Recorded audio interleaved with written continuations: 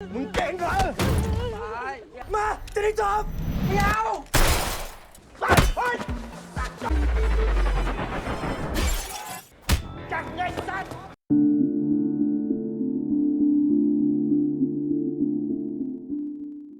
Cerita dimulai dengan Santi, seorang pria miskin yang bekerja sebagai kuli di pertambangan pasir. Suatu hari saat sedang bekerja, datang seorang pria dari Kanin Group yang menawar pasir dengan harga hanya 200 baht per lot. Padahal harga sebenarnya 300 baht. Karena tawaran itu dianggap keterlaluan, bos Santi yang marah akhirnya menolak mentah-mentah.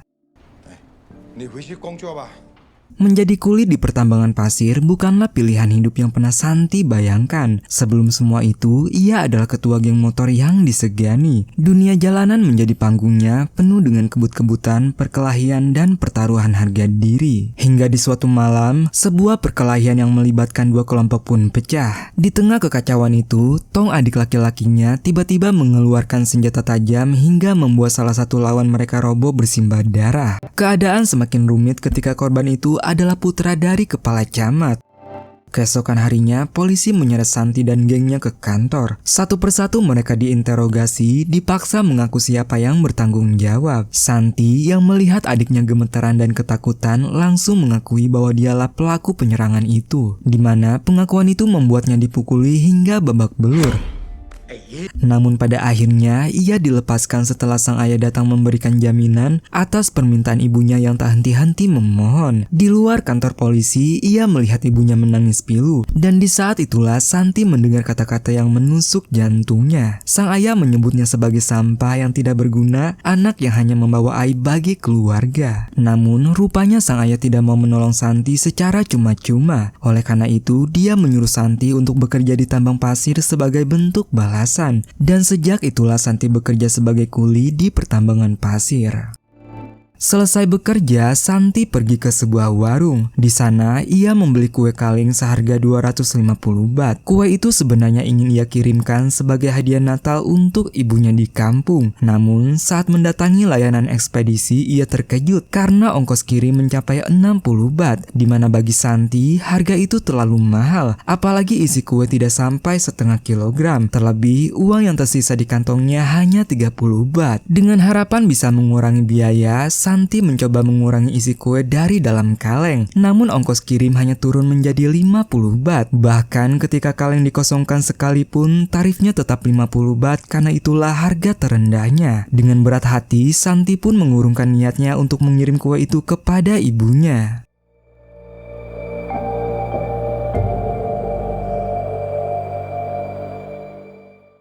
Di papan pengumuman umum, Santi tanpa sengaja melihat brosur seminar gratis. Pembicaranya adalah seorang CEO dari Kanin Group bernama Pak Kanin. Tanpa ragu, Santi memutuskan untuk hadir. Dalam seminar, Pak Kanin menceritakan perjalanan hidupnya. Bagaimana ia berhenti bekerja di usia 25 tahun, lalu membangun bisnis koran pertama di Thailand, kemudian merambah ke usaha semen, real estate hingga hotel. Ia selalu berusaha menjadi yang pertama setiap kali ada peluang bisnis. Kemudian Pak Kanin menantang audiens untuk menjual apapun yang ada di hadapannya, sesuatu yang ia butuhkan saat itu. Dan di saat itulah ketika semua bingung, Santi dengan berani berkata bahwa ia ingin menjual kursinya seharga 10.000 baht karena Pak Kanin sudah berdiri lama dan pasti merasa lelah. Di mana jawaban sederhana itu menarik perhatian Pak Kanin. Namun karena harga yang ditawarkan terlalu tinggi, peserta lain mulai menawar dengan harga kursi yang lebih murah. Dari situlah Santi belajar bagaimana pasar bekerja, bahwa nilai bukan ditentukan penjual saja tetapi juga oleh permintaan.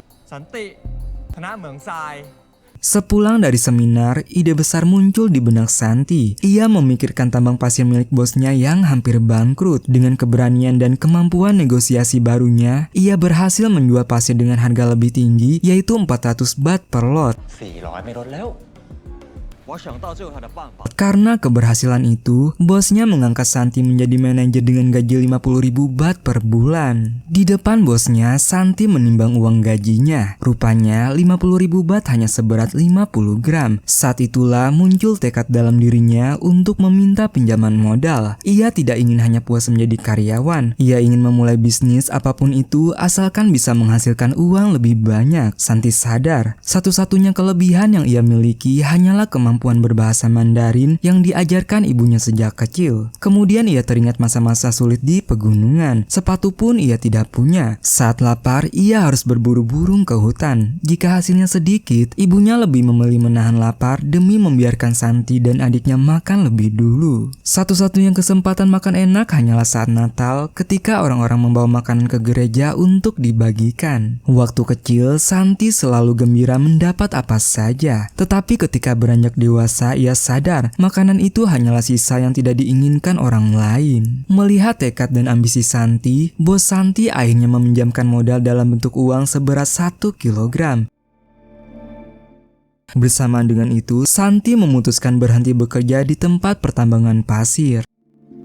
Singkat cerita, Santi pergi ke Bangkok dan memulai bisnis agen perjalanan. Berkat kemampuan berbahasa Mandarin yang diajarkan ibunya sejak kecil, usahanya berkembang pesat. Dan kini, ia akhirnya bisa mengirimkan hadiah kepada keluarganya di kampung halaman. Santi juga menyimpan sebuah timbangan kuno pemberian bos tambangnya, sebagai pengingat agar ia tidak lupa diri ketika mencapai kesuksesan.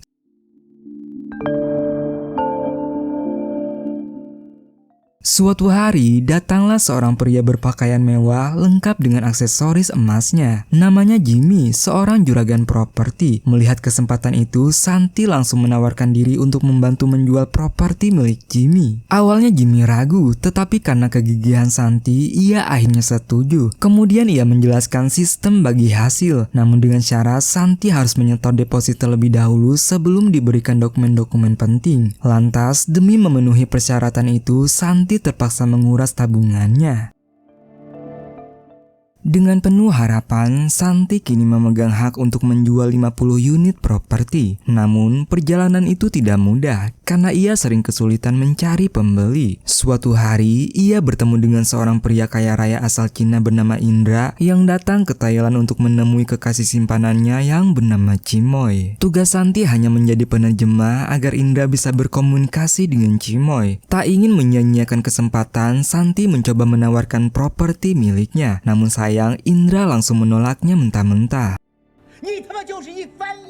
Dalam situasi itu, Cimoy tiba-tiba meminta Santi untuk membelikan lipstik karena ia lupa membawanya. Ia berjanji jika Santi bisa menemukan lipstik yang bagus, ia akan membujuk Indra membeli properti tersebut. Meski permintaan itu terdengar aneh, Santi tidak punya pilihan. Ia mencari lipstik ke berbagai tempat hingga akhirnya bertemu dengan seorang wanita cantik dari Cina bernama Xiaoyu. Namun tak disangka, ternyata Xiaoyu bisa berbahasa Thailand. Dengan keberanian seadanya, ia mencoba berbicara, namun sikapnya justru membuat Xiaoyu hampir pergi. Lantas, Santi pun segera berkata jujur bahwa ia tertarik dengan lipstik yang dipakai Xiaoyu dan ingin membelinya. Namun saat Xiaoyu menyebutkan harganya, rupanya Santi sadar kalau uangnya tidak cukup. Oleh karena itu, ia mencoba menawar dengan membayar setengah harga terlebih dahulu dan berjanji akan melunasinya malam itu di hotel tempat Xiaoyu menginap. Setelah berpikir sejenak, Xiaoyu pun setuju.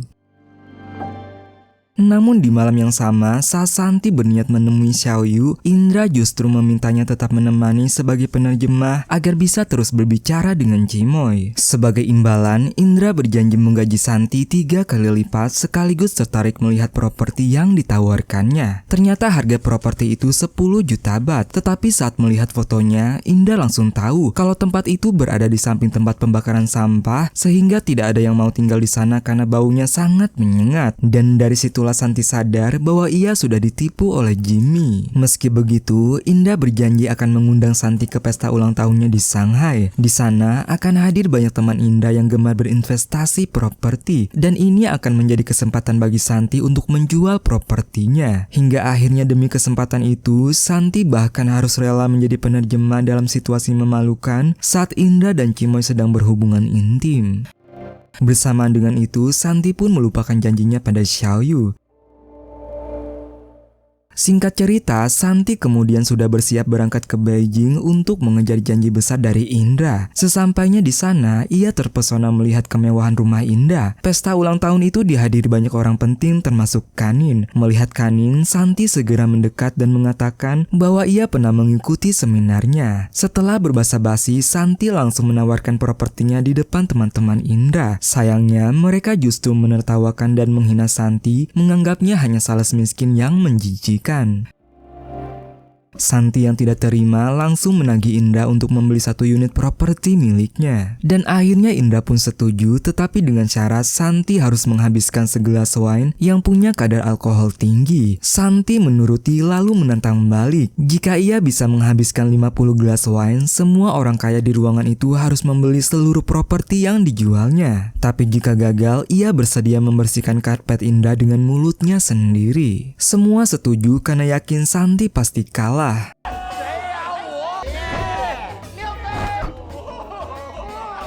Dan benar saja, di gelas ke-40 kepalanya mulai berputar. Bayangan masa lalunya muncul dan hampir membuatnya menyerah. Namun Santi memaksakan diri, bahkan menyalakan api di atas gelas sebagai tanda kesungguhannya. Tetapi akhirnya ia tetap tumbang. Aksi nekatnya membuat rumah Indra jadi kacau.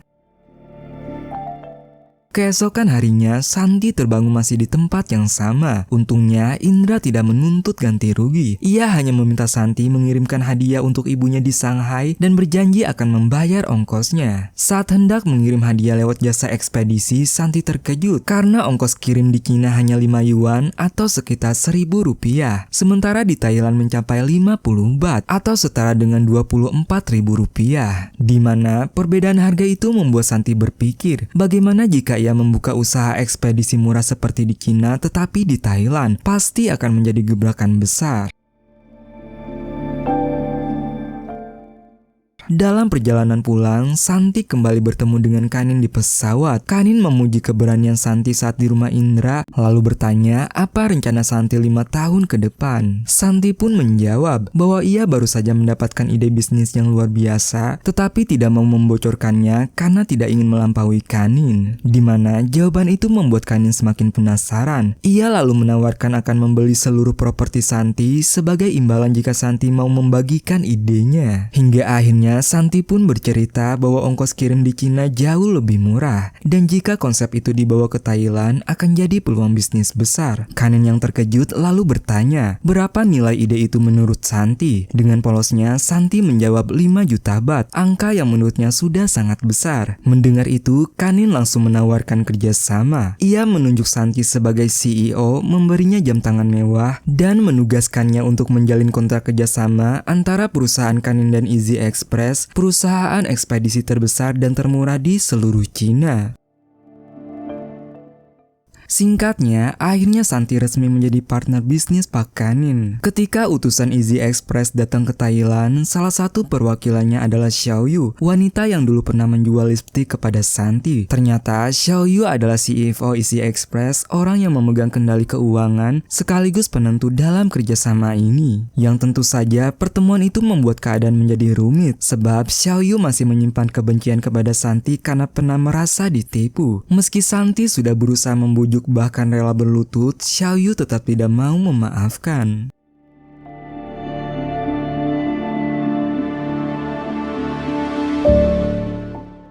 Kanin mengetahui kesulitan yang dihadapi Santi. Ia mengingatkan bahwa kesempatan ini tidak main-main. Banyak orang di luar sana menginginkan posisi yang kini dipegang Santi. Jika proyek ini gagal, nama baik Kanin dan seluruh perusahaan akan dipertaruhkan, di mana tekanan itu justru menyalakan semangat Santi untuk berjuang lebih keras.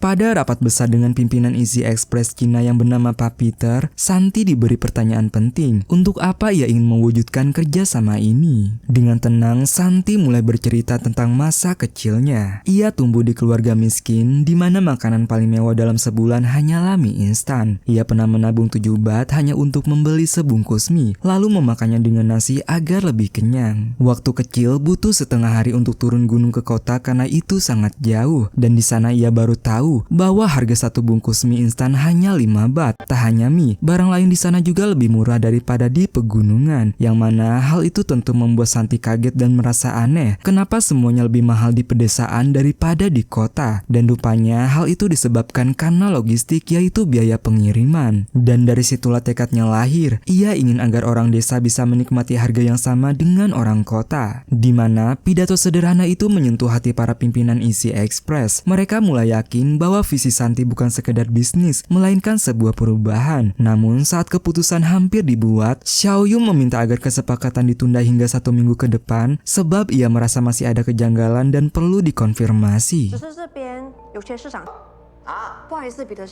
Rupanya saat melakukan riset, ia menemukan kejanggalan di mana label dus pada beberapa pengiriman terlihat hampir sama. Hal ini menimbulkan kecurigaan bahwa Santi sengaja merekayasa data untuk memperlihatkan penjualan daring yang lebih tinggi.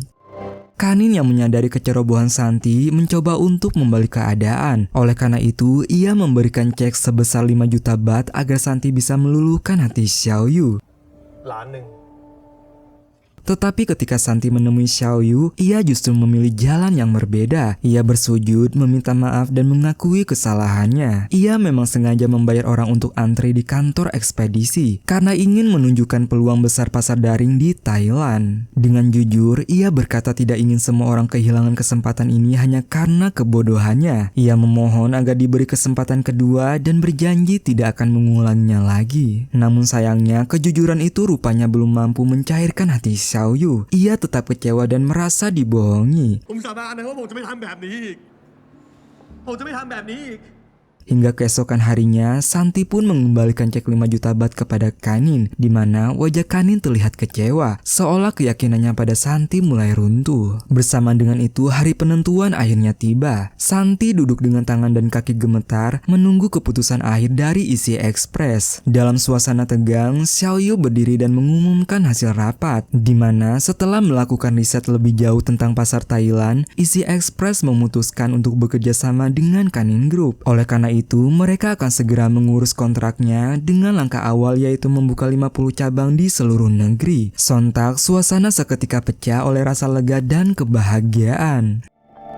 Namun, hati Santi masih dipenuhi tanda tanya. Selesai rapat, ia memberanikan diri mendekati Xiaoyu. Dengan senyum tenang, Xiaoyu berkata bahwa ini adalah kesempatan kedua bukan hanya untuk Santi tapi juga untuk dirinya. Ia percaya setiap orang bisa berubah dan ia melihat potensi besar dalam diri Santi. Masa lalu biarlah menjadi abu. Yang terpenting adalah menjaga kepercayaan di masa depan. Xiaoyu menegaskan agar Santi membuktikan kata-katanya, menjadikan yang dulu dianggap omong kosong sebagai kenyataan yang mengguncang.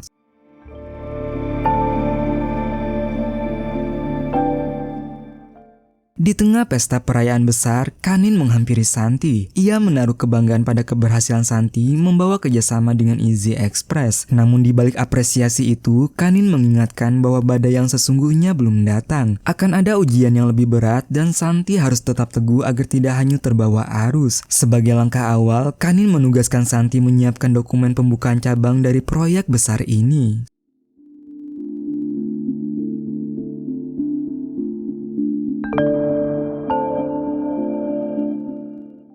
Selepas pesta, Santi menghubungi ibunya. Ia mengatakan bahwa kini ia sudah memiliki pekerjaan yang mapan. Meski ia sengaja tidak menjelaskan detail pekerjaannya supaya sang ibu tidak khawatir. Namun, kabar dari ibunya membuat hati Santi kembali panas. Sang ayah yang dulu meninggalkan mereka datang menagih biaya sewa rumah. Padahal rumah yang ditempati ibu dan adiknya memang milik ayahnya. Bagi Santi, tindakan itu hanyalah bentuk kezaliman lain dari seorang ayah yang tidak pernah peduli. Berdasarkan petunjuk ibunya, Santi mencari ayahnya yang kini tinggal di Bangkok tak jauh dari kantornya. Rasa terkejut menyeruak ketika ia tahu ayahnya telah menikah lagi. Dan lebih menyakitkan lagi, di hadapan Santi, ayahnya dengan tegas mengatakan bahwa ia tidak pernah memiliki anak seperti dirinya. Rasa marah, sedih, dan kecewa bercampur jadi satu. Hingga tiba-tiba Santi mengeluarkan setumpuk uang, menebus seluruh biaya sewa yang selama ini ditagih, juga membayar kembali semua kebutuhan yang pernah ayahnya keluarkan. Dengan tenang ia berkata bahwa setelah hari ini, ia tidak ingin melihat wajah ataupun mendengar nama ayahnya lagi. Singkat cerita, pembangunan cabang Easy Express di Thailand mulai berjalan. Ketika menyadari prosesnya lambat, Santi turun langsung ke lapangan tanpa memperkenalkan siapa dirinya. Para pekerja tidak menyadari bahwa orang yang berdiri bersama mereka adalah pemimpin proyek. Melihat semangat yang mulai kendor, Santi memberi janji bila pekerjaan selesai sebelum batas waktu, mereka akan mendapat bonus besar, di mana dorongan itu membuat para pekerja kembali bersemangat dan proyek pun bergerak lebih cepat. Namun, kabar buruk datang tak lama setelah itu. Santi menerima telepon dari Xiaoyu. Dengan nada serius, Xiaoyu memberitahukan bahwa nilai saham Santi jatuh drastis. Awalnya, Santi masih bingung, bagaimana mungkin? Bukankah sejak awal kesepakatan saham sudah jelas, di mana Easy Express Cina memiliki 51% atau senilai 51 juta bat, lalu Kanin Group 30% atau 30 juta bat, dan dirinya 19% atau 19 juta bat. Rasa penasaran itu terjawab saat Xiaoyu menjelaskan lebih lanjut. Rupanya tanpa sepengetahuan Santi, Kanin telah mengajukan permohonan kepada pimpinan Easy Express Pak Peter untuk penambahan modal dasar hingga mencapai 1 miliar bat. Artinya, modal dasar perusahaan meningkat 10 kali lipat dari kesepakatan awal. Akibatnya, saham Santi terdilusi habis-habisan. Dari 19%, kini hanya tersisa 1,9%. Di mana kabar itu tentu membuat Santi terpukul. Semua kerja kerasnya, seluruh tenaga dan pikirannya yang ia curahkan kini hanya dihargai sekecil itu. Santi yang tak terima berusaha mengacaukan konferensi pers yang sedang berlangsung antara Kanin Group dan Easy Express. Namun saat menuntut penjelasan, kebenaran yang lebih pahit pun terungkap. Rupanya Kanin tidak pernah berniat memberikan kepercayaan penuh kepada Santi. Baginya hanya anak kandungnya sendiri yang pantas meneruskan proyek besar ini. Anak itu bernama Ken, pewaris Kanin yang kini menggantikan posisi Santi sebagai CEO. Di momen itu, Santi merasa dihianati habis-habisan. Semua jeripayahnya dibayar dengan pengusiran yang keji. Ia menuntut penjelasan, tetapi jawaban Kanin lebih menusuk dari pedang. Kanin menegaskan bahwa dunia orang kaya tidak pernah bersih. Setiap keberhasilan menuntut pengorbanan, dan Santi hanyalah bidak yang dimanfaatkan. Ia bahkan mengatakan sejak awal tidak pernah benar-benar percaya pada Santi. Namun, karena melihat kepolosan dan ambisinya, Kanin memanfaatkan celah itu demi kepentingannya sendiri. Hati Santi membara. Ia bersumpah suatu hari akan membalas semua pengkhianatan ini. Tidak hanya sekedar membalas, melainkan melampaui. Ia akan menjadi pebisnis terbesar di Thailand, bahkan lebih besar daripada Kanin, lalu menghancurkan keluarganya hingga tidak tersisa.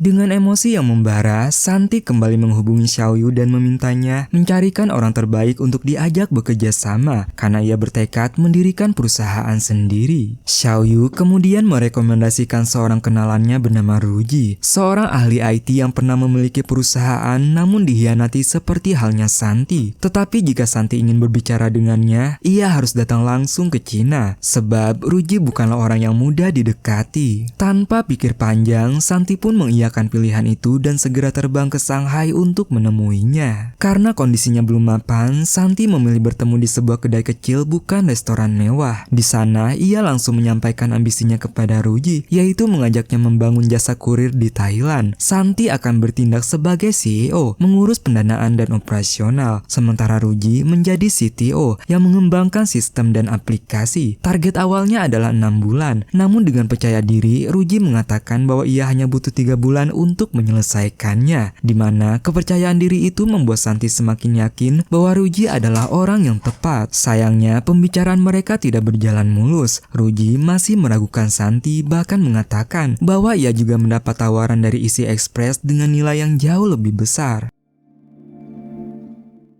Masih di Cina, terlihat Xiaoyu bersama tunangannya yang bernama Liam sedang memilih gaun pengantin untuk pernikahan mereka. Namun sepulangnya ke rumah, Xiaoyu dikejutkan dengan surat pengadilan yang tertempel di pagar. Surat itu berisi tuntutan bahwa ayahnya melakukan pelanggaran kontrak dan harus menanggung kerugian sebesar 20 juta yuan lebih. Singkatnya, di Thailand, Santi kembali mengajar Ruji yang ia temui di depan gedung Kanin Group. Ia bahkan menunjukkan uang modal dari dalam tasnya, tetapi Ruji tetap menolak. Santi pun menunggu berjam-jam berharap masih ada peluang. Di waktu yang sama, Ruji sempat bertemu dengan Ken yang kini seorang CEO Easy Express Thailand yang mencoba menariknya dengan janji-janji besar. Namun bagi Ruji, alasan Ken membosankan. Ia hanya mau bergabung jika diberi kuasa 40% saham, di mana syarat tersebut jelas tidak mungkin diterima oleh Ken. Menyadari hal itu, Ryuji pun meninggalkannya. Tak disangka, di luar gedung ia mendapati Santi masih menunggunya. Ruji meminta Santi mengantarnya ke bandara karena ingin kembali ke Cina. Namun alih-alih menuju bandara, Santi justru mengemudikan mobil ke arah lain dengan kecepatan tinggi sambil berusaha meyakinkannya. Di tengah perdebatan itu, Santi dengan nekat membuka tas berisi uang modalnya dan berkata akan membuangnya setiap 10 detik jika Ruji tidak menjawab. Ia bahkan mengatakan jika Ruji tidak mau bekerja sama, lebih baik ia mati sekalian. Bagi Santi, Ruji adalah satu-satunya harapan karena dirinya pun sulit mempercayai orang lain. Melihat kenekatan itu, Ruji akhirnya luluh dan setuju bekerja sama dengan Santi. Beberapa hari kemudian, mereka benar-benar memulai kerjasama. Santi dan Ruji menyewa sebuah warung kecil untuk melakukan wawancara. Namun, hanya ada satu orang yang datang hari itu. Ruji menunjukkan sifat aslinya yang keras. Ia hanya memberi satu pertanyaan sederhana. Kapan terakhir kali kamu berbohong? Namun, orang itu malah bercanda dan mengaku tidak pernah berbohong. Mendengar itu, Ruji langsung mengusirnya. Menurutnya, setiap manusia pasti pernah berbohong meski sekali. Dan jika mereka tidak bisa mengakuinya, itu bisa berbahaya bagi perusahaan. Santi hanya bisa menerima sikap Ruji meski dalam hati ia merasa putus asa. Hingga tiba-tiba mereka dikejutkan dengan kedatangan Xiaoyu yang ingin melakukan wawancara, di mana momen itu tentu membuat mereka berdua bingung. Sebab Xiaoyu adalah CFO Easy Express China, sosok penting di perusahaan tersebut. Namun Xiaoyu mengatakan bahwa ia lebih tertarik dengan rintisan yang sedang dibangun Santi dan Ruji. Xiaoyu lalu menceritakan beban hidupnya, di mana ayahnya terlilit hutang besar, rumah mereka akan disita dan Liam tunangannya ingin menikah lebih cepat agar bisa menolong. Namun Xiaoyu menolak. Baginya, berhutang kepada siapapun bahkan kepada orang yang dicintai adalah kesalahan besar. Itulah alasan ia memilih jalan berbeda. Ia ingin membangun sesuatu bersama Santi dan Ruji, sesuatu yang lebih besar daripada sekedar melunasi hutang. Mendengar penjelasan itu, Santi kembali meyakinkan Xiaoyu bahwa risiko yang mereka hadapi sangat besar dan bertanya apakah ia benar-benar yakin. Xiaoyu lalu mengeluarkan rencana keuangan serta pipeline perusahaan dari awal sampai akhir. Ia menjelaskan bahwa keputusannya ini pun penuh risiko, sebab ia berjanji pada tunangannya untuk tidak pergi lebih dari 2 tahun. Namun ia percaya, selama Santi memimpin dan mereka berjalan sesuai rencana, mereka bertiga akan mampu melaju lebih jauh dari yang dibayangkan.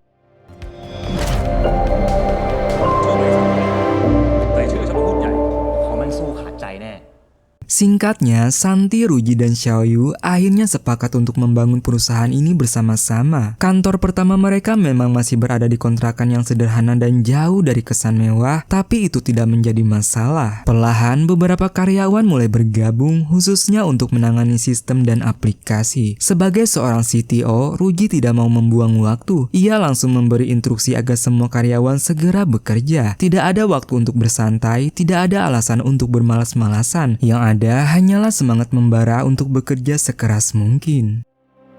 20 คนก็ไม่ทันหรอกพี่ Sementara Ruji memimpin tim dalam membangun aplikasi, Santi dan Xiaoyu sibuk mengurus keuangan sekaligus mencari investor. Mereka melakukan riset ke berbagai tempat dan mendekati banyak orang kaya yang berpotensi menjadi penyokong dana. Namun dari sekian banyak yang ditawarkan, tidak ada satupun yang berminat.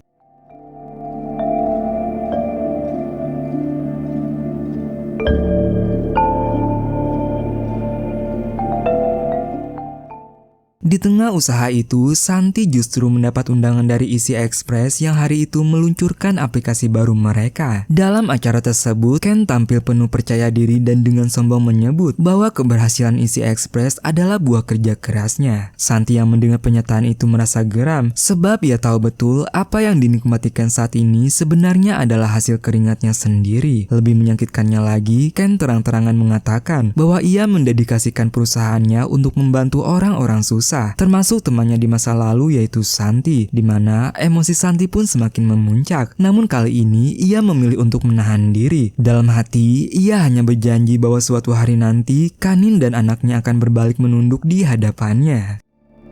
Singkatnya, hari-hari pun berlalu, namun tak ada juga perubahan. Setiap kali mereka bertemu dengan para calon investor, jawabannya selalu sama. Mereka menganggap perusahaan yang Santi bangun tidak memiliki keunikan yang membedakan dari kompetitor lain. Di tengah rasa frustasi itu, Santi mulai berpikir ulang bahwa jika mereka tidak bisa menawarkan harga yang lebih murah dari Easy Express dan tidak bisa memberikan pelayanan yang lebih rendah, maka satu-satunya cara adalah dengan menghadirkan sesuatu yang berbeda. Sambil menggambar di kaca mobil, Santi menuangkan idenya bahwa perusahaan ini harus punya keunikan yang benar-benar memberi nilai lebih bagi pelanggan. Namun, membangun perusahaan dari nol tentu bukanlah hal yang mudah. Bahkan baru seminggu berjalan, masalah pun sudah muncul, di mana salah satu karyawan yang bernama Linux mendapat kabar bahwa ibunya sakit parah. Tetapi Ruji tidak mengizinkannya meninggalkan kantor sehingga akhirnya Linux dipecat. Santi yang tidak tega segera mengantar Linux ke rumah sakit, sementara Xiaoyu mencoba berbicara dengan Ruji. Sayangnya saat Santi kembali, keadaan justru semakin keruh karena ia dan Ruji terlibat pertengkaran. 可恶好。 ขอเฮียอะไรอ่ะ Di tengah suasana kacau itu datang sebuah harapan, di mana Xiaoyu mendapat telepon dari seorang wanita yang ingin menjadi investor. Mereka bertiga pun segera berangkat menemui wanita tersebut. Namanya Alice Wang, seorang pengusaha kaya raya yang cukup terkenal. Alice mengatakan bahwa ia memang tertarik, tetapi ia tidak melihat perbedaan apapun antara perusahaan Santi dengan Easy Express. Ia lalu menantang mereka untuk menjelaskan alasan mengapa ia harus menginvestasikan uangnya di sana. Awalnya Santi dan Xiaoyu sempat kebingungan, namun Santi teringat dengan kejadian pagi tadi, di mana ia melihat bagaimana orang-orang kesulitan saat mengantri di Easy Express, apalagi cuaca saat itu sedang buruk. Dari sanalah muncul ide bahwa perusahaannya akan berbeda. Mereka tidak hanya menerima paket di kantor, tetapi akan menjemput langsung ke rumah pelanggan dari pintu ke pintu, tanpa peduli cuaca ataupun kendala apapun. Di mana ide itu membuat Alice tertarik, namun ia memberikan syarat yang cukup berat. Ia bersedia menanamkan modal dengan imbalan kepemilikan saham sebesar 30%, di mana setelah mendengar itu, Ruji langsung marah karena menganggap tawaran tersebut terlalu licik. Di tengah tekanan itu, Santi akhirnya mengambil keputusan berani. Ia dengan tegas menolak tawaran Alice dan hanya bersedia melepas 15% saham perusahaan. Jika tidak mau, maka kerjasama tidak perlu dilanjutkan. Di mana jawaban Santi itu membuat Xiaoyu kecewa karena ia khawatir tanpa investor, perusahaan mereka hanya bisa bertahan 3 bulan. Namun tak disangka, Alice justru setuju dengan tawaran tersebut. Menurutnya, keberanian Santi menunjukkan bahwa ia adalah pemimpin yang tegas dan tahu apa yang ia perjuangkan. Di mana keputusan itu tentu membuat mereka semua lega. Dengan adanya investor baru, perusahaan memiliki harapan lebih besar untuk berkembang. พวกผมจะไประดับเอเชีย Santi dan kawan-kawan akhirnya merayakan pencapaian besar mereka dengan berlibur ke suatu tempat. Dalam perjalanan, mereka sempat menyewa kapal laut untuk menikmati kebersamaan. Meski Santi sudah menekankan bahwa hari itu adalah waktu untuk beristirahat, namun bagi Ruji tidak ada kata libur. Baginya, selama tujuan belum tercapai, kerja keras harus terus dijalankan. Bahkan di atas kapal pun, ia masih menuntut tim untuk tetap bekerja. Kesal dengan sikap kaku itu, Santi dengan sengaja mendorong Ruji ke laut, di mana tindakannya segera diikuti para karyawan lain hingga mereka semua berenang bersama dengan tawariang di tengah laut lepas. Santi hanya ingin Ruji belajar menikmati hidup, sebab baginya pikiran yang segar jauh lebih berharga dibanding kerja tanpa henti. Namun suasana bahagia itu berubah menegangkan ketika kapal yang mereka tumpangi melaju tanpa sadar bahwa penumpangnya sedang berada di laut. Hampir 1 jam lamanya mereka berjuang melawan ombak hingga akhirnya kapal berbalik arah dan menjemput mereka.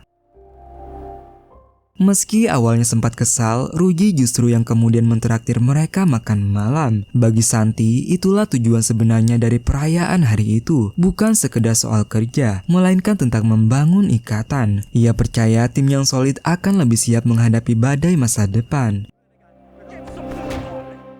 Di sore itu, Xiaoyu mengungkapkan rasa syukurnya. Walaupun karakter mereka berbeda-beda, ia yakin selama Santi yang memimpin, mereka akan mampu bertahan menghadapi apapun. Dari percakapan sederhana itu, lahirlah sebuah ide besar. Mereka membutuhkan sebuah nama yang kuat, nama yang bisa mewakili semangat dan visi bersama. Dari benak Santi muncul satu nama, yaitu Thunder Express, di mana nama itu terdengar gagah dan penuh energi. Meski kemudian ia baru sadar, ada satu detail kecil yang terlupa, yaitu huruf H. Namun bagi Santi itu bukan masalah besar, karena yang terpenting perusahaan mereka kini sudah berdiri dan memiliki identitas.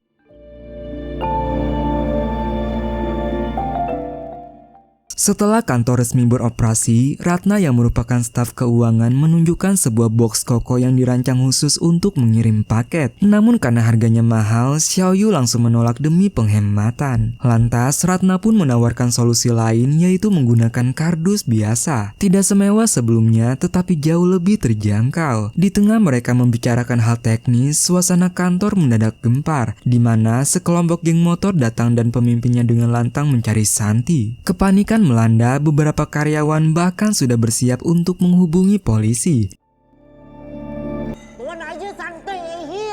Namun ternyata geng motor itu bukan musuh. Mereka adalah kawan lama Santi, kelompok yang dulu pernah ia pimpin. Kini dibawa ke pemimpinan Wahyu, mereka datang bukan untuk mengacau, melainkan untuk mendukung. Bahkan mereka bersedia menjadi kurir di perusahaan Santi. Bersama mereka hadir pula seorang anak muda yang membuat Santi tercekat, yaitu Tong, adiknya sendiri. Dengan jujur Tong mengaku kalau dia telah putus sekolah, di mana hal itu tentu membuat Santi terkejut, sebab selama ini ia selalu mengirim uang untuk biaya sekolah dan kebutuhan ibu mereka. Ada rasa kecewa sekaligus marah yang menyelimuti. Namun Tong menjelaskan bahwa uang itu tetap tersimpan rapi pada sang ibu. Adapun alasan ia dikeluarkan dari sekolah adalah karena terlibat tawuran bersama geng motor mengikuti jejak Wahyu. Tong yang tidak ingin terus membebani ibunya ataupun kakaknya, akhirnya memilih jalan baru, yaitu bekerja sebagai kurir di perusahaan yang dibangun Santi. Baginya itu adalah cara untuk menembus kesalahan sekaligus menjaga ibu mereka. Meski hatinya masih kecewa, Santi tidak kuasa menolak. Ada rasa iba sekaligus harapan bahwa mungkin di perusahaan inilah adiknya bisa menemukan kembali masa depan yang sempat hilang.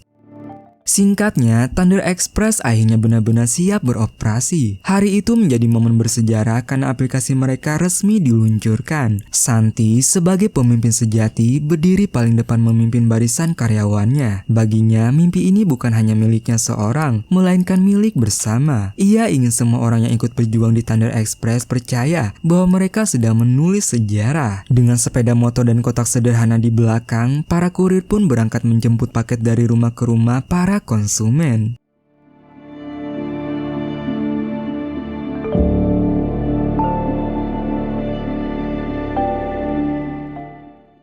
Hari itu penuh kesibukan. Semua orang berkumpul di kantor menatap grafik perkembangan pesanan pertama. Dengan penuh keyakinan, Santi memasang taruhan kecil bahwa mereka bisa menembus 1000 order. Namun hasilnya jauh di luar dugaan. Lebih dari 3.800 pesanan masuk hanya dalam satu hari. Sorak-sorai, tawa dan pelukan pecah di ruangan itu. Kerja keras mereka seolah terbayar lunas. Namun Santi tetap mengingatkan kalau ini hanyalah permulaan sebab jalan panjang masih menunggu di depan. Thunder Express benar-benar berbeda dari perusahaan ekspedisi lain. Jika kebanyakan hanya menunggu pelanggan datang ke counter, Thunder Express justru bergerak sebaliknya. Begitu pesanan masuk, kurir langsung mendatangi rumah pelanggan, menjemput paket dari pintu ke pintu. Cara ini bukan hanya memudahkan konsumen, tapi juga membuat pelayanan terasa lebih manusiawi, di mana kurir menjadi wajah pertama yang menyapa, memberi senyuman dan meyakinkan bahwa barang titipan akan sampai dengan aman dan cepat. Bagi Santi, inilah yang menjadikan Thunder Express istimewa. Mereka tidak sekedar mengantar barang, melainkan menghadirkan pengalaman baru, layanan cepat, dekat, dan penuh kepedulian. Namun di balik euforia itu, masalah baru pun mulai muncul. Tong, adik Santi, mendapat order fiktif. Ia berulang kali bolak-balik ke alamat yang sama, tetapi kepala gudang bernama Andre tetap memaksanya untuk mengantar. Tong merasa frustasi karena tidak dipercaya, hingga ketegangan pun pecah. Santi akhirnya turun tangan menenangkan mereka, lalu memutuskan untuk memeriksa langsung isi gudang. Ternyata bukan hanya Tong yang mengalaminya, kurir lain juga mendapatkan orderan palsu. Hingga akhirnya kebenaran terungkap kalau ribuan paket yang menumpuk di gudang hanyalah orderan fiktif, bahkan sebagian besar berisi batu. Rupanya semua itu adalah ulah Ken, CEO dari Easy Express. Santi merasa darahnya mendidih sebab persaingan ini sudah kelewat batas, di mana paket-paket palsu itu membuat operasional kacau. Bahkan ada pelanggan yang datang marah-marah karena barangnya tidak kunjung sampai. Ancaman keras terlontar membuat Santi merasa bersalah sekaligus tertekan. Malam itu ketika Santi masih mencari barang pelanggan yang hilang, Xiaoyu datang menghampiri. Dengan hati terbuka, Xiaoyu bercerita tentang kesulitan keluarganya. Ayahnya terlilit utang besar hingga rumah mereka disita, dan kini hanya ia yang bisa menopang keluarga. Mendengar itu, Santi merasa iba sekaligus tersentuh, dan dari obrolan itu pula Santi menemukan jawaban atas masalah orderan fiktif. Ia sadar semua paket palsu ternyata dikirim ke rumah-rumah sitaan negara. Itu menjadi bukti kuat bahwa Ken berada di balik semua kekacauan ini. Dengan cepat, Santi meminta Ruji memblokir alamat-alamat tersebut dari sistem. Namun Santi tidak berhenti di situ. Ia tahu lawannya harus dilawan dengan cara yang lebih keras. Ia mengumumkan sayembara untuk seluruh tim, terutama bagian marketing, di mana siapa saja yang berhasil merebut pelanggan Easy Express akan mendapat bonus besar dan tambahan cuti. Bagi Santi, ini bukan sekedar balas dendam, tetapi juga cara untuk memotivasi tim agar bekerja lebih keras. Dan benar saja, dalam waktu singkat, Easy Express babak belur. Penjualan mereka anjlok hingga 17% dan lebih dari 200 pengemudi berpindah haluan bergabung dengan Thunder Express. Di mana pukulan telak itu membuat Ken murka, sampai-sampai ia memecat kepala marketing dan HRD perusahaannya sendiri. Sebagai penutup dari balas dendamnya, Santi mengirimkan sebuah paket khusus kepada Kanin, seekor lalat hidup di dalam toples. Ia tidak lupa dulu Kanin pernah meremehkannya, menyebut mimpinya tidak lebih besar dari seekor lalat. Kini Santi membuktikan bahwa bahkan seekor lalat kecil bisa membuat penguasa besar kehilangan tidurnya. Dan untuk menutup babak kelam itu, seluruh karyawan Thunder Express berkumpul. Mereka bersama-sama membakar tumpukan paket fiktif seolah menghapus noda yang ditinggalkan oleh lawan. Api pun menyala membakar kardus-kardus kosong itu, sementara semangat mereka justru semakin berkobar. 6 bulan berlalu dan gudang Thunder Express kini nyaris tak pernah sepi. Volume paket meningkat pesat membuat para karyawan kewalahan. Santi menyadari tanpa langkah besar semua kerja keras mereka bisa berantakan. Oleh karena itu, ia pun memutuskan untuk menambah mesin sortir otomatis, teknologi yang dirancang langsung oleh Ruji bersama anak buahnya Linux. Dan berkat mesin itu, ribuan paket bisa dipilah hanya dalam hitungan detik. Namun kemajuan teknologi saja tidak cukup. Santi tahu untuk berkembang lebih jauh, Thunder Express butuh dukungan di bidang transportasi. Ia pun berusaha menjalin kerjasama dengan Padek, pemilik Dashing Deck Express, sosok legendaris dan disegani di dunia ekspedisi. Tapi Padek terkenal dingin, kaku, dan sulit diajak bicara. Bahkan upaya Xiaoyu untuk meyakinkannya sempat gagal total. Meski begitu, Santi percaya tidak ada orang yang tidak bisa diajak bekerja sama asalkan pendekatan katanya tepat. Dengan caranya yang khas, ia menantang Padek dalam sebuah perlombaan kecil. Tak disangka Padek kalah dan sesuai janjinya, ia setuju untuk bekerja sama dengan Thunder Express, di mana keputusan itu menjadi langkah bersejarah karena selama 30 tahun membangun usahanya, Padek tak pernah mau berkolaborasi bahkan dengan Kanin sekalipun. Tapi kali ini berbeda. Ia melihat sesuatu yang tidak dimiliki orang lain pada diri Santi, yaitu integritas dan visi seorang pemimpin sejati. Untuk merayakan kerjasama besar itu, Santi mengadakan pesta sederhana di halaman kantornya. Malam itu, ia mengumumkan bahwa Thunder Express resmi membuka cabang di 76 provinsi. Kini mereka bukan lagi perusahaan kecil, melainkan jaringan ekspedisi nasional. Hingga akhirnya, suasana malam itu dipenuhi tawa dan kegembiraan.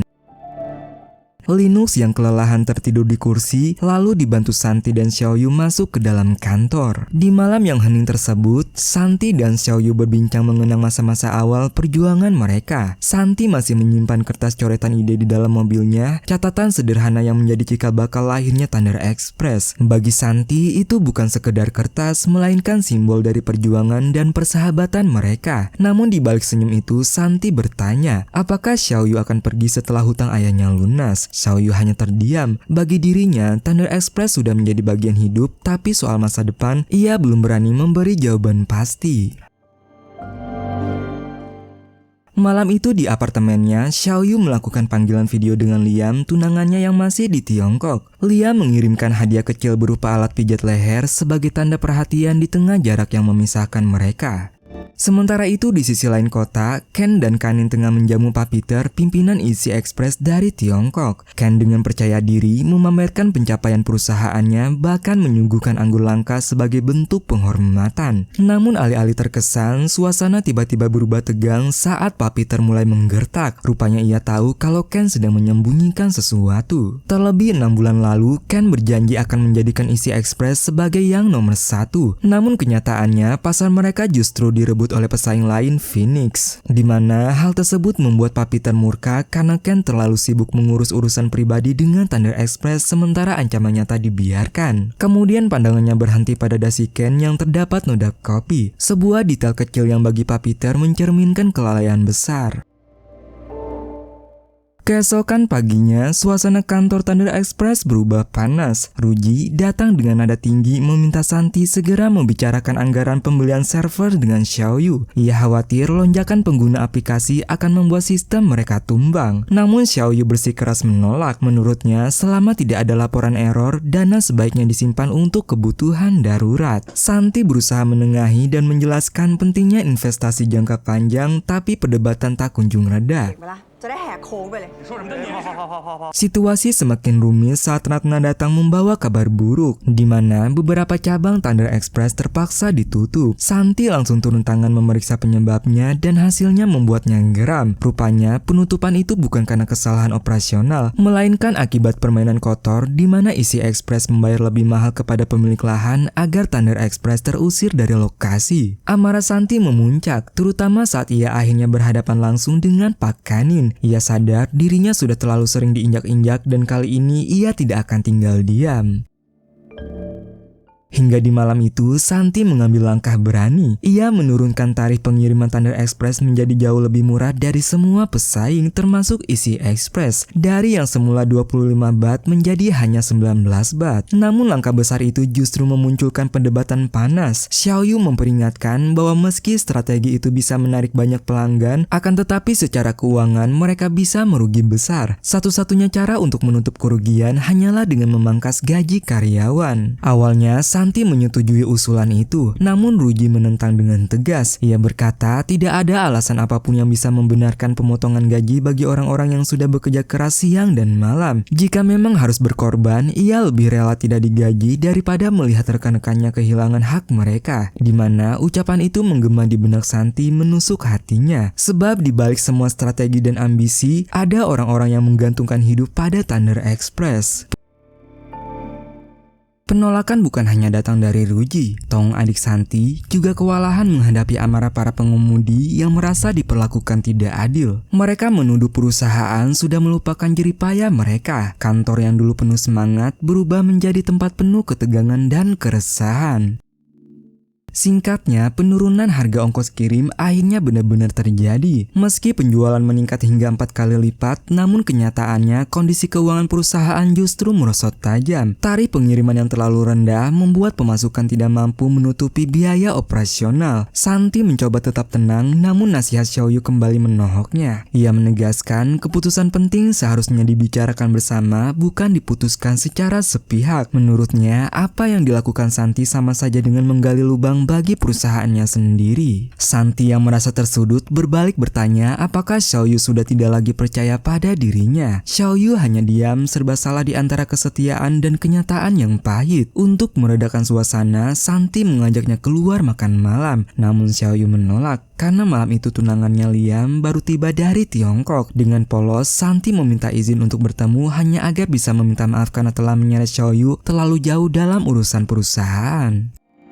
Namun malam itu justru menjadi awal dari keretakan. Liam yang menunggu dengan kesal menunjukkan ketidaksenangannya terhadap kedekatan Xiaoyu dan Santi. Di hadapan Santi, ia menawarkan solusi besar yaitu melunasi seluruh hutang ayah Xiaoyu, bahkan berinvestasi 500 juta baht untuk membeli 10% saham Thunder Express, di mana semua itu dilakukan demi membebaskan Xiaoyu dari ketertarikannya pada perusahaan. Tawaran itu terdengar menggiurkan, tapi Santi menolaknya mentah-mentah. Baginya, Xiaoyu bukan sekedar rekan kerja atau aset perusahaan. Ia adalah bagian dari perjalanan panjang Thunder Express dan nilai itu tidak bisa dibeli dengan uang berapapun. Hingga akhirnya Liam pun pergi dengan wajah kecewa, meninggalkan kebingungan mendalam di hati Xiaoyu. 你还记得我们的约定吗？ Keesokan harinya suasana kantor semakin suram. Bahkan salah satu sahabat Santi yang dulu berasal dari geng motor memutuskan untuk berhenti bekerja sebagai kurir. Tak lama kemudian, satu persatu karyawan lain ikut mengundurkan diri. Aksi protes massa pecah menuntut keadilan atas pemotongan gaji. Masalah tidak berhenti di situ. Ratna datang membawa kabar buruk bahwa penjualan anjlok akibat beredar video yang menunjukkan pembakaran paket di gudang Thunder Express. Video itu cepat menyebar dan mencoreng nama perusahaan. Ratna menduga ada pengkhianat di dalam tim karena hanya orang dalam yang tahu detail kejadian itu. Santi yang dipenuhi amarah menuduh Kanin sebagai dalangnya, tapi Kanin hanya menertawakan tuduhan itu. Ia berkata kehancuran Thunder Express bukan karena sabotase, melainkan akibat perang harga yang Santi ciptakan sendiri.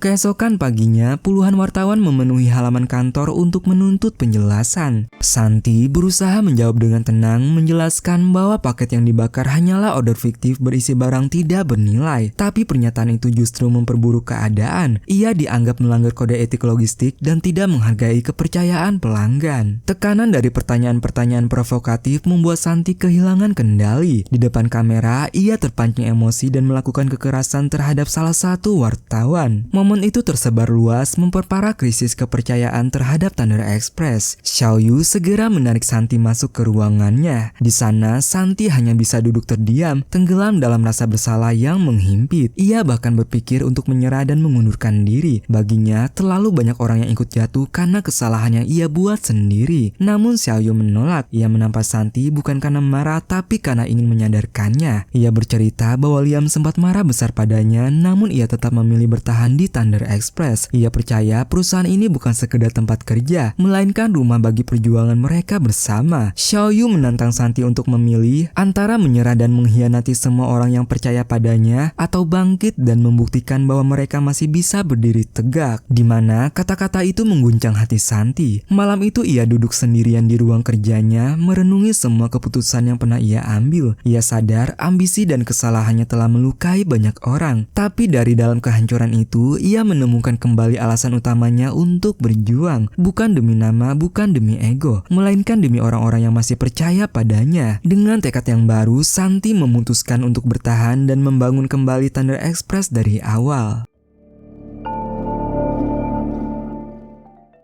Saat itu, sebuah perhelatan besar bernama Mali 1111 akan segera diselenggarakan. Mali, platform jual beli online terbesar di Asia, tengah bersiap melebarkan sayap ke Asia Tenggara. Demi menemukan mitra logistik terbaik di Thailand, Mali mengadakan kompetisi besar-besaran. Hadiahnya bukan hanya sekedar kontrak, melainkan pintu menuju keuntungan yang bisa mengubah nasib perusahaan. Adapun kriteria penilaiannya yaitu kecepatan pengiriman, kondisi paket saat tiba di tangan pelanggan, dan harga jasa yang ditawarkan. Namun, Thunder Express masih lemah dalam satu hal, yaitu kerapian paket. Sadar akan kekurangan ini, Santi langsung menginstruksikan semua kurir untuk memperlakukan setiap paket seolah-olah itu milik mereka sendiri. Ia bahkan menjanjikan bonus bagi kurir dengan rating tertinggi. Suatu malam, ketika hendak meninggalkan kantor, Santi terkejut menemukan sebutir peluru di atas mobilnya. Rekaman CCTV yang diperiksa tidak cukup jelas untuk mengidentifikasi pelaku. Rasa takut langsung membuat Santi bertanya-tanya, apakah ancaman itu datang dari mantan karyawan atau justru dari Kanin dan anaknya. Xiaoyu berusaha menenangkan, tapi ketakutan itu terus menghantui hingga terbawa ke alam mimpi.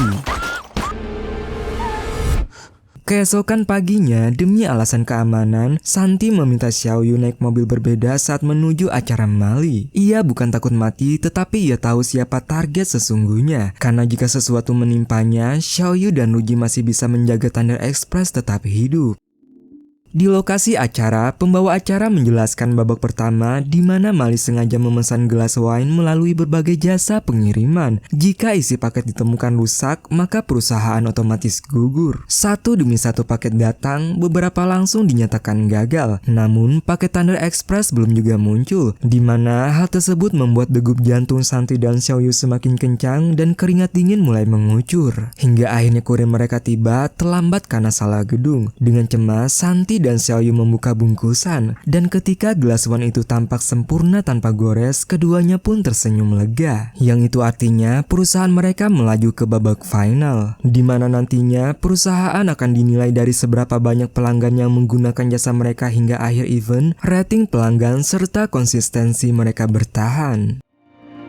Di tengah kerumunan, Ken melontarkan sindiran pedas menyarankan agar event dipercepat menjadi 99 karena tak semua perusahaan mampu bertahan. Di mana ucapan Ken tersebut membuat Santi dan Xiaoyu merasa tersindir sebab perusahaan mereka kini berada di ujung tanduk. ผมขอเสนอว่าเราเลื่อนไปแข่ง Xiaoyu melaporkan kondisi keuangan perusahaan yang semakin buruk. Tanpa pilihan lain, Santi mendatangi Alice, seorang investor. Ia menceritakan kondisi keuangan perusahaan dan meminta pinjaman sebesar 100 juta baht. Ia berjanji akan melunasinya beserta bunganya. Alice pun setuju, namun dengan syarat pinjaman itu harus dilunasi dalam waktu 6 bulan, bahkan ia tidak butuh bunganya. Tetapi jika gagal bayar, pinjaman akan berubah menjadi saham tambahan, membuat kepemilikannya naik hingga 30%. Mendengar itu, Ruji murka. Namun sebelum ia meluapkan emosinya, Xiaoyu lebih dulu menentang. Ia tahu liciknya permainan Alice dan menyarankan agar mereka mencoba pinjaman dari bank.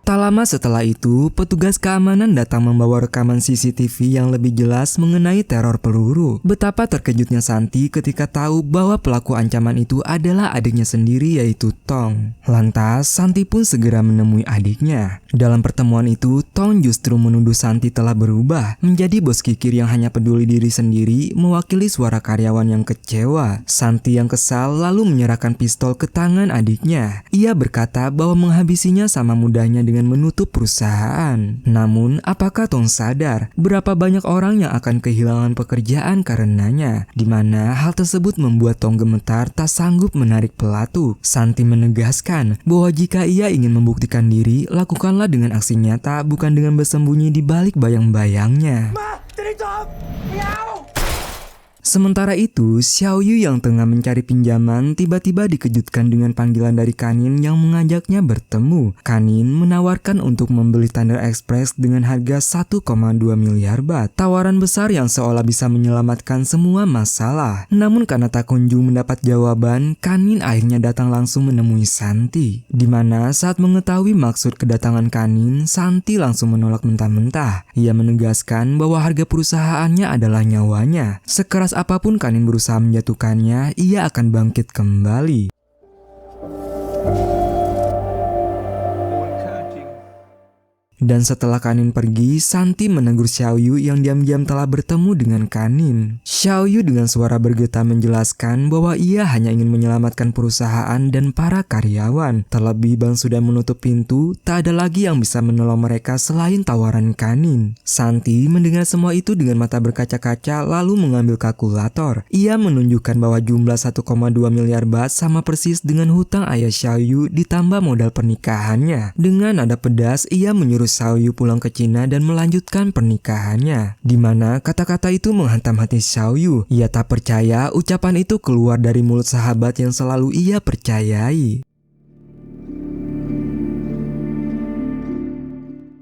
Di tengah kekacauan yang belum mereda, Ruji membawa kabar buruk bahwa data keuangan perusahaan sudah bocor. Akses sistem seharusnya hanya bisa dilakukan oleh Xiaoyu, tetapi catatan menunjukkan ada akun anonim yang mencoba meretas. Santi menahan gejolak amarahnya, hanya memerintahkan Ruji untuk menyelidikinya secara diam-diam.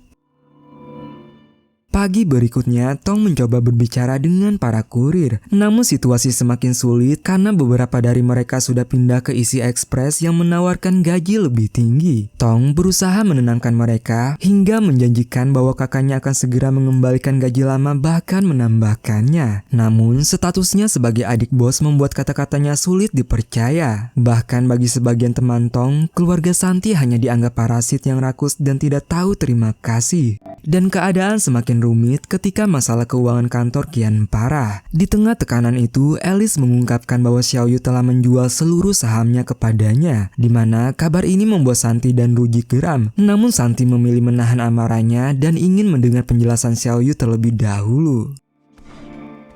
Hingga di malam harinya, Xiaoyu datang ke kantor dengan wajah lelah. Ia membawa selembar dokumen berharap bisa menjelaskan semuanya. Santi yang emosinya memuncak langsung menyerang dengan pertanyaan. Bahkan hampir saja kertas itu ia robek sebelum mendengarkan penjelasan sahabatnya. Dengan suara bergetar, Xiaoyu berkata bahwa dokumen itu bukan surat penjualan saham, melainkan perjanjian untuk menjaminkan sahamnya demi pinjaman dari Alice. Sebab itu satu-satunya cara agar Thunder Express bertahan sampai Mali 11-11. Xiaoyu rela mengorbankan mimpinya pulang, melunasi hutang ayahnya, dan menikah dengan Liam hanya untuk melihat perusahaan ini terus hidup. Di mana hal tersebut membuat Santi terdiam. Ia menolak menandatangani, tidak ingin berhutang budi pada siapapun, apalagi pada sahabatnya sendiri. Namun, air mata yang jatuh dari pipi Xiaoyu menjadi bukti betapa berat keputusan itu. Xiaoyu memohon agar Santi memahami bahwa pengorbanannya lahir dari kepercayaan penuh, bukan sekedar belas kasihan. Ia sadar mungkin nantinya tidak akan ada di sisi Santi saat puncak kesuksesan tiba. Tetapi ia tetap bangga bisa memperjuangkan impian ini bersama. Tak lama setelah itu, Xiaoyu berbicara dengan Liam. Dengan hati berat, ia meminta maaf jika pernikahan mereka harus tertunda. Liam hanya terdiam lama sebelum akhirnya berkata bahwa kebahagiaan Xiaoyu lebih penting dari segalanya. Hari-hari berlalu dengan cepat, Mali 11-11 semakin dekat. Santi masih mencari cara agar perusahaannya bisa menonjol. Di momen tersebut, Ruji menyinggung jam tangan tua pemberian Kanin yang masih melekat di pergelangan Santi. Menurutnya, jam itu hanyalah belenggu yang membuat Santi terus terjebak dalam ambisi balas dendam. Di mana kata-kata Ruji itu menyadarkan Santi. Dengan satu hentakan emosi, ia melepas jam itu dan melemparkannya keluar. Dan saat itulah ide besar lahir di kepalanya. Ia segera mengumpulkan beberapa karyawan dalam rapat mendadak. Dengan suara tegas, Santi mengingatkan bahwa mungkin ada pengkhianat di dalam kantor, namun semua yang hadir adalah orang-orang yang ia percaya. Lalu ia mengumumkan sebuah rencana gila, yaitu layanan kirim sehari sampai. Sebab tidak ada perusahaan ekspedisi lain yang berani menjanjikan hal seperti itu. Kebanyakan hanya 2 hari pengiriman. Ide ini mungkin terdengar mustahil, tetapi jika berhasil, dunia akan menoleh ke Thunder Express. Namun, kenyataan jauh lebih pahit. Tanpa mereka sadari, ternyata pengkhianat yang selama ini dicari adalah orang yang mereka anggap paling setia. Linux, staf andalan diam-diam membocorkan rencana besar itu kepada Ken, CEO Easy Express. Kondisi ibunya yang kritis membuat Linux tak berdaya menolak tekanan, apalagi setelah dihasut oleh Ken. Keesokan harinya di depan semua karyawan, Santi berdiri tegak. Ia berterima kasih pada mereka yang masih bertahan meski badai menghantam. Dengan tulus ia meminta maaf karena belum mampu memberi yang terbaik. Namun ia berjanji akan mengembalikan gaji mereka seperti semula, bahkan memberi bonus bila keadaan membaik. Di mana kata-kata itu membuat ruangan hening. Beberapa karyawan menahan air mata, merasa bangga dipimpin oleh seseorang yang tidak pernah menyerah. Ruji juga maju ke depan. Dengan suara lantang, ia menyatakan menyerahkan seluruh sahamnya kepada para karyawan. Nilainya mungkin belum besar, tetapi itu adalah tanda kepercayaan bahwa Thunder Express akan terbang tinggi suatu hari nanti. Malam itu, event terbesar Mali 11-11 akhirnya resmi dimulai. Thunder Express meluncurkan program terbaru mereka, yaitu hari ini kirim, besok langsung sampai. Namun, Easy Express dengan langkah cepat juga memperkenalkan layanan serupa. Santi geram menyadari rencananya telah bocor. Tetapi tak ada waktu untuk menyesali karena pertarungan sesungguhnya baru saja dimulai. Singkatnya, pesanan demi pesanan mengalir deras. Thunder Express mencatat rekor baru, bahkan melampaui pencapaian Easy Express.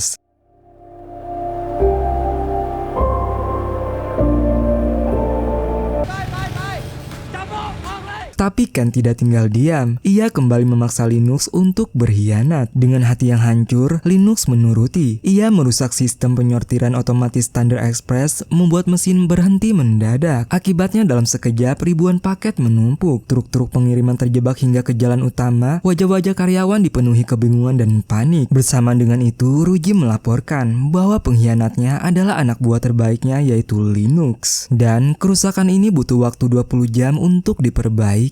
Santi terdiam, menyadari badai yang datang kali ini jauh lebih besar dari yang pernah ia bayangkan. Setelah ditodong pertanyaan bertubi-tubi, Lunox dengan putus asa akhirnya mengaku bahwa ia melakukan semua itu karena terpaksa, sebab gajinya di sini tak pernah cukup untuk mengobati sang ibu yang sakit keras. Lagi pula menurutnya, dengan atau tanpa tindakannya, Thunder Express lambat laut akan bangkrut juga, di mana ucapan Lunox tersebut membuat suasana hening. Lantas dengan berat hati, Ruji meminta Lunox untuk pergi sebelum polisi datang, agar ia bisa merawat ibunya dengan tenang. Setelah kejadian itu, keadaan di Thunder Express menjadi kacau. Semua karyawan panik karena pengiriman harus selesai hari itu juga. Melihat situasi yang genting, Santi langsung mengumumkan ajakan terbuka bagi siapapun yang ingin membantu dengan imbalan bonus 1000 baht per orang. Xiaoyu sempat terkejut karena langkah ini bisa membebani keuangan perusahaan, namun ia juga sadar bahwa ini adalah satu-satunya cara agar pengiriman tidak tertunda. Dan akhirnya, para karyawan mengajak keluarga dan teman mereka untuk ikut membantu. Dalam waktu yang singkat itu, gudang Thunder Express mendadak dipenuhi orang-orang yang bekerja bersama demi menyelesaikan semua pesanan. Namun sayangnya, masalah baru pun muncul. Ken kembali berusaha menjatuhkan Santi dengan memesan seluruh truk pengiriman ke wilayah selatan melalui Easy Express. Akibatnya, Thunder Express kehabisan armada. Di tengah situasi sulit itu, Xiaoyu lalu mengusulkan agar pengiriman dilakukan lewat jalur udara. Untungnya, ia masih memiliki sedikit dana darurat untuk membiayai pengiriman ini. Meski itu adalah sisa terakhir yang mereka miliki. Lantas, Xiaoyu pun segera pergi ke bandara untuk mengatur penerbangan kargo dengan nomor FX186 dan memberitahu Santi dan yang lain agar mencatatnya dengan benar. Sebagai pemimpin yang bertanggung jawab, Santi ikut ke bandara untuk memastikan semua barang dikirim dengan aman. Namun, pengkhianatan di Thunder Express ternyata belum berakhir. Ken berhasil mengetahui nomor penerbangan itu melalui seseorang dari dalam perusahaan. Ia segera meminta bantuan ayahnya untuk menghentikan penerbangan tersebut. Kanin lalu menemui temannya yang memiliki maskapai yang sama, berusaha menggagalkan pengiriman Thunder Express dengan segala cara. Tak sampai di situ, masalah lain kembali muncul di tengah perjalanan, di mana salah satu truk yang dikendarai Tong dan Andre diberhentikan petugas karena pemeriksaan mendadak. Semua truk lain lolos, tetapi truk itu tidak diizinkan melanjutkan perjalanan karena Andre kehilangan surat izin truk. Lantas, Santi segera menghubungi Ruji untuk mengaktifkan protokol darurat dari aplikasi yang mereka buat. Di tengah kekacauan itu, Santi menemukan kenyataan bahwa Andre adalah pengkhianat sebenarnya. Ia selama ini bekerja sama dengan Ken dan sengaja menyembunyikan surat izin di bajunya agar pengiriman tertunda. Tanpa pikir panjang, Santi langsung memecat Andre secara tidak hormat. Setelahnya, Santi mengambil alih truk dan melanjutkan perjalanan menuju bandara. Namun Ken yang sudah mengetahui pergerakan Santi langsung menyuruh orang untuk menghentikan Santi di jalan. Di momen itulah saat truk melaju dengan kecepatan tinggi, tiba-tiba sebuah mobil memotong jalan hingga membuat truk Santi terguling. Santi terluka cukup parah, tetapi ia tetap berusaha bangkit. Selama tubuhnya masih bisa digerakkan, ia tidak mau menyerah. Ia mulai memindahkan paket-paket ke pinggir jalan, bertekad mengantarkannya ke bandara dengan cara apapun. Di tengah usahanya yang nyaris mustahil, tiba-tiba suara bising motor terdengar. Rupanya itu adalah Wahyu dan geng motornya yang datang karena Tong sempat menghubungi mereka untuk meminta bantuan. Meski masih menyimpan luka lama pada Santi, namun mereka tak sanggup membiarkan sahabatnya runtuh sendirian. Mereka turun tangan membantu membawa paket menuju bandara. Dengan tegas, Wahyu memperingatkan Santi agar tidak lagi membuat keputusan bodoh yang membahayakan dirinya sendiri. Di bandara, Tong dan Xiaoyu yang sudah menunggu merasa lega melihat kedatangan mereka. Di tengah waktu yang semakin sempit, Santi dengan tubuh penuh luka tetap memaksakan diri untuk membantu mengangkat semua paket ke pesawat. Setelah memastikan seluruh paket telah dikirim, Santi berdiri di depan pintu keberangkatan bandara. Ia mengucapkan terima kasih kepada semua tim atas kerja keras mereka. Di momen itu, ia menatap Xiaoyu dengan penuh arti. Ia tahu ada sesuatu yang ingin ia tanyakan, meski jawabannya mungkin sudah ia ketahui. Xiaoyu tersenyum kecil, menyadari maksud Santi. Ia menjelaskan bahwa Thunder Express memang salah satu impiannya, namun bukan seluruh hidupnya. Ia merasa senang telah menjadi bagian dari perjalanan panjang ini. Dengan penuh haru, Xiaoyu mengucapkan terima kasih dan perpisahan kepada Santi, meninggalkan doa terbaik untuk sahabat yang telah menemaninya sejauh ini.